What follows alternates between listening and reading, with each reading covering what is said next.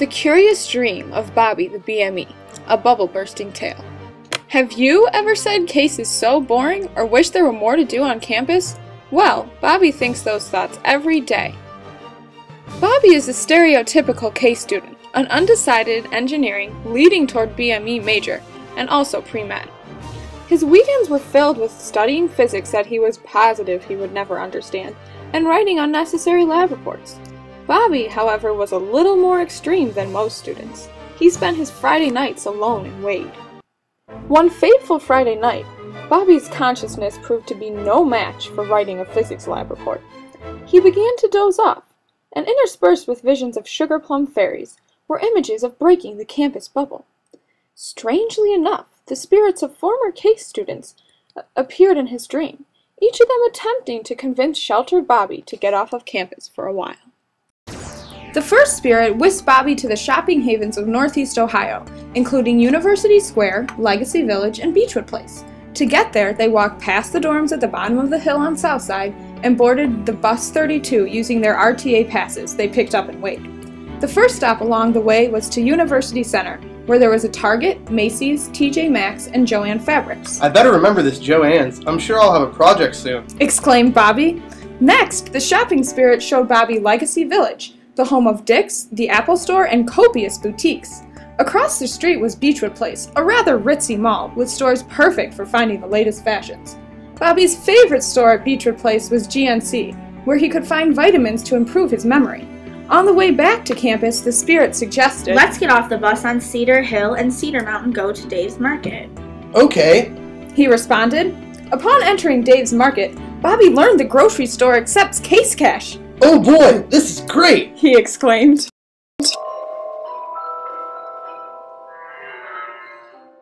After a short vision of sugar plum fairies, the community service spirit entered Bobby's psyche. The spirit transported our delirious case student into a huge room organized of boxes of food ready to be shipped out.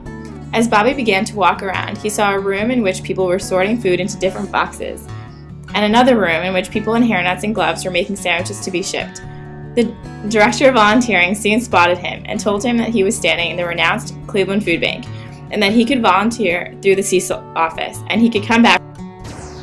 As far as Bobby could tell, he appeared to be in a high school. Here Bobby saw other case students tutoring the high school students. As light bulbs appeared to go off from the high school students' heads from this tutoring, Bobby found that serving this way might be a good experience for him too, especially since schools such as the Cleveland School of the Arts are just across the street from the quad. In a flash, Bobby was off, and this time he landed in the Ronald McDonald House.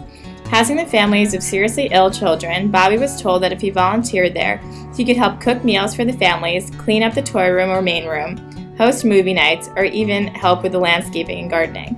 The lady at the front desk said to get more information just to log on to the main Ronald McDonald House website and get the information from there.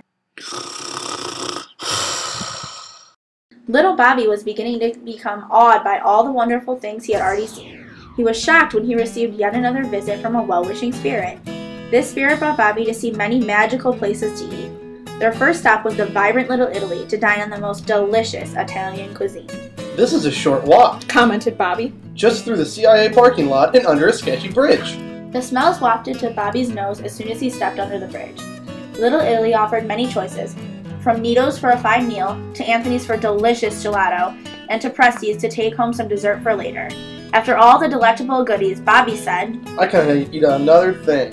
But then the bubbly food spirit whisked Bobby to the small street of Coventry by way of the Green. Bobby saw the most eclectic choices of food he had ever seen, ranging from Italian to Chinese to Japanese to vegan, and everything in between. Resting peacefully on the couches in Wade Fireside, Bobby was glad to be left with his own dreams. However, he did not remain that way for long. He was soon visited by the entertainment spirit. This spirit first took him to Playhouse Square by way of the Healthline bus, to a land of magic, music, and lights, where some of the best plays of Broadway came to showcase their awesome talent. Bobby was worried about the cost, but the spirit explained, "There are $10 smart seats for every show. You can see these fantastic productions for a low cost." Wow, the shows are great, the tickets are only dollars, and the buildings are beautiful. This is much better than spending Fridays in Wade, noted Bobby.